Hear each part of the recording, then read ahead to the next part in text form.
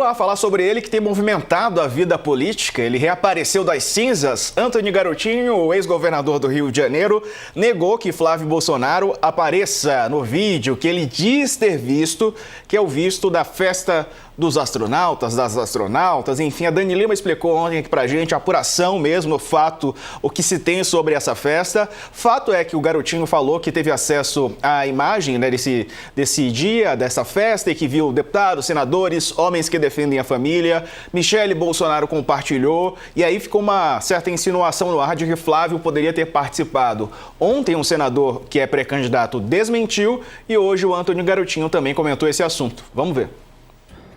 Essa confusão entre Michele e Bolsonaro, Flávio Bolsonaro, eu não vou me meter.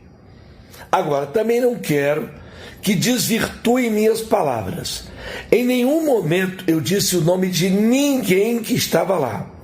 Tudo que está sendo dito aí é insinuação.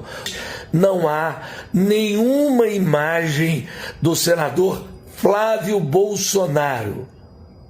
Eu nunca disse que tinha e nem disse que não tinha. Hoje eu estou dizendo que não tem nas gravações que eu tenho. Se ele esteve e não foi filmado, isso é problema de outra pessoa. Bom, será que o Garotinho viu essas imagens mesmo? Bom, essa é uma outra questão. Aqui conosco o Beto Vasques e também Ricardo Couto. Os dois vão nos acompanhar para essa quinta-feira. Feriado na Bahia, viu? Dia da independência da Bahia. Eu, como baiano, vou lembrar aqui da data. O presidente Lula estava lá em Salvador justamente por conta, né, da data que é importante para o estado da Bahia. Mas é o Rio de Janeiro que está em pauta, o Beto Vasques, porque o Garotinho reapareceu, né? Ele, como disse a Dani ontem aqui, na política dá para renascer várias vezes, morrer e renascer, né? O Garotinho envolvido em tantas, agora sendo holofote e alvo de uma disputa presidencial, né? A candidatura presidencial do PL. Boa tarde para você. Boa tarde, Diego, meu amigo, mestre Couto, boa tarde para a audiência, é um prazer estar com vocês. E aí? Bom, primeiro, é o grande dia da independência brasileira. Eu faço questão de ressaltar o dia onde 16 mil baianos salvaram o Brasil de continuar colônia. Então, fica aqui o nosso cumprimento, mais do que o 7 de setembro, que é uma data militar, é uma data da Revolução Popular que pegou em armas e defendeu contra aqueles que queriam permanecer a gente enquanto colônia. Então, viva a Bahia! O hino da Bahia, o hino 2 de julho, né? O hino da independência da Bahia. E falam independência do Brasil na Bahia também. É a verdadeira independência do Brasil, do meu ponto de vista. Boa. Mas vamos para o Rio de Janeiro.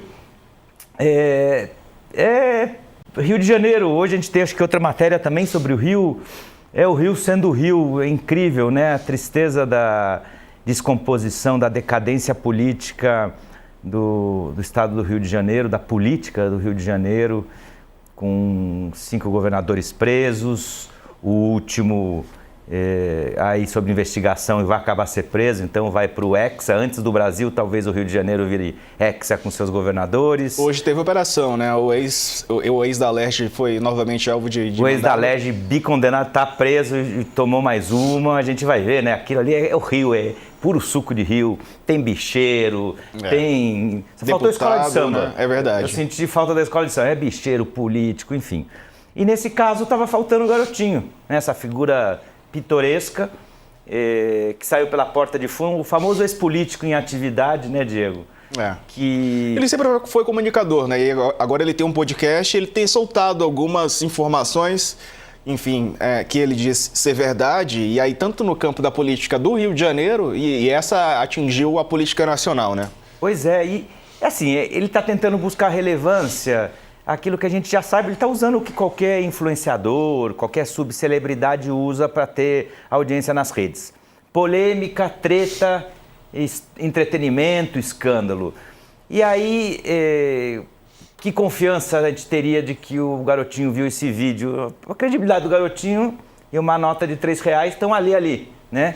Então é isso, quer dizer, ele diz que viu, então é debater em cima de um vídeo que a gente viu. Mas como você lembrou na pergunta, eu acho que, e com isso eu queria escutar o Couto também, mas eu acho que, como a Dani Lima trouxe aqui, vamos falar de quem faz jornalismo com rigor e qualidade, a Dani trouxe, já tem versões dissonantes. O Garotinho está se aproximando da versão da Dani, que falou que não tinha, segundo as fontes dela, não é que o Flávio não estivesse, mas a Dani dizia que os relatos que ela recebeu que o senador Flávio não estaria. As fontes dela foram numa noite, foram 3 noites de festa, e na noite que esses convidados foram, ele não esteve. É isso. Bom, aí ela diz que a princípio estava todo mundo fantasiado de astronauta do pé à cabeça. A do garotinho já é mais picante, só tinha o capacete, o resto... Pelado. Enfim, vamos acompanhar. O fato é que em algum momento talvez esses vídeos cheguem à luz e que espero que seja um horário onde as crianças não estejam na sala. Importante. Ô, Couto, boa tarde, meu amigo. Sua visão disso tudo aí. Mais uma vez, o garotinho em pauta. Boa tarde, Diego. Boa tarde, Beto. É como vocês falaram, né? O Rio de Janeiro não dá muita sorte com político, não. O garotinho nem sabia que existia ainda. De repente, do nada, né? Ele surge aí nas manchetes. E viu um vídeo com mulher pelada, políticos e tal. Aí no outro dia diz que não está o Flávio. Eu não entendo como é que esse vídeo aí foi reproduzido pela Michelle, que é aí que pegou fogo a crise, né? Eu queria aproveitar, Diego, se me permite, e contar um pouco como é que surgiu essa crise, Flávio e Michelle. A gente está anunciando isso há vários dias e tal, mas por que agora? Por que está acontecendo agora, né? Aí eu notei umas coisas aqui para me esquecer. Foi o Valdemar que empoderou a Michelle no PL e gerou a disputa interna em família que agora explodiu. Nos 4 anos do governo Bolsonaro, Michelle era uma figura apagada, pouco aparecia. Só depois, em 2023, Valdemar deu a ela a direção do PL Mulher, estrutura e recursos do partido, muitos recursos, para viajar pelo país. Nunca escondeu sua preferência por Michelle para uma chapa presidencial do PL. Mas Jair escolheu o filho, e a partir daí começou a ofensiva contra Michelle na família. Tinha que ser um Bolsonaro de sangue para manter o domínio da direita. Flávio subiu nas pesquisas e Michelle perdeu poder no partido. Foi aí que ela resolveu fazer os vídeos e começou essa novela e continua aí. Eu não sei, cada dia vai aparecer mais alguma coisa, porque é tanta bandalheira, isso tudo que essas prisões hoje no Rio, que junta igreja, milícia, polícia, governo, assembleia. Alguém falou aí, acho que foi o Beto, né? É o suco de Rio de Janeiro. Mas é um resumo do que é o país. A pobreza do debate político. Nós estamos em plena campanha eleitoral, a menos de 100 dias da eleição, e estamos falando dessas bobagens, essas baixarias. Ninguém está discutindo o país, projetos para o país. É uma pobreza essa campanha que eu nunca vi coisa igual. Verdade, disse bem aí o Couto. E essa disputa, Beto, entre Michelle e Flávio, ela é muito mais profunda do que parece, né? Pois é, Diego, se você me permite, a gente tem feito um acompanhamento bem sistemático desse debate no Instituto Democracia em Cheque, tanto nas redes sociais quanto em grupos qualitativos, tentando entender como que o eleitor está recebendo isso. Porque o eleitor, às vezes, as pessoas acham que é mais inocente do que é e o eleitor tem clareza. De fato, o Couto trouxe um histórico desse processo. Se a gente pegar, inclusive, no vídeo de 27 minutos da Michelle falando das acusações contra o enteado, 2 horas ela dá uma risada debochada. É as 2 horas que ela fala, eles acham que eu não sei de política, e a outra, eles falaram que eu cheguei ontem na política, eu acho que é isso, quer dizer, a Michelle é muito mais política que os 4 filhos do Bolsonaro, que são nepo babies, que só estão na política por conta do pai, né? Um não tem cérebro, o outro não tem estrutura emocional, o outro tão aloprado, está fora do país, e o outro desmaia em debate. Eu sendo muito honesto, não estou querendo difamar, estou retratando aqui com fatos e evidências a história. E só tem o espaço que tem pelo sobrenome. A Michelle não. A Michelle teve que subir, lutando, aprendendo, suando, e se mostrou uma política, pode ter esse arquetipo que a gente está vendo, já falamos aqui, né, Diego, desse Game of Thrones da família Bolsonaro, da casa Bolsonaro, onde ela veste muito tranquilamente essa fantasia de madrasta pérfida, Mas, no final das contas, é quase uma justiça divina, eu diria, porque a Michelle acaba fazendo com os enteados o que os enteados fazem com o país, que é uma maldade atrás da outra. Então, veja você, que coisa interessante. Agora, o que a gente viu e nesses estudos a gente tem observado? Primeiro, nas redes, o que a gente viu dessa briga é uma briga que levou a uma divisão completa do campo da direita. Então, os eleitores de direita e extrema-direita nas redes sociais estão desconcertados, os eleitores de boa-fé. Eles não conseguem assumir, e a gente tem visto isso nos grupos focais também. Porém, os que são engajados estão fazendo, literalmente, se a gente pudesse dizer uma frase, uma luta fratricida pelo espólio do Jair.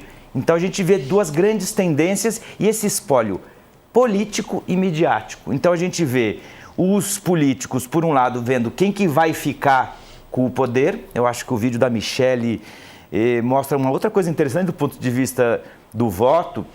Mostra que a Michelle tem como objetivo, assim, se a gente pudesse dizer que o Flávio tinha como primeiro objetivo manter sob o domínio do clã a liderança da direita, segundo objetivo anistiar o Bolsonaro e só em terceiro vencer as eleições, a Michelle tem parece como primeiro objetivo destruir os enteados, em especial a candidatura do Flávio, e em segundo se lançar como candidata a presidente. Então isso mostra que a gente não tem um adversário do Lula que tenha como prioridade vencer as eleições. Isso é uma maluquice, né? Mas o que é mais interessante é que nessa disputa, quando o eleitor pró-Flávio entra, eles abriram um esgoto da machosfera, com essa história de que mulher não pode votar, de que mulher só pode votar se segue o marido, porque senão não sabe votar. E isso abriu uma avenida para uma história que era, digamos assim, oculta, vir à luz de uma forma muito horrorosa. E por outro lado, isso de um lado, atacando a Michelle. E a Michelle, por outro lado,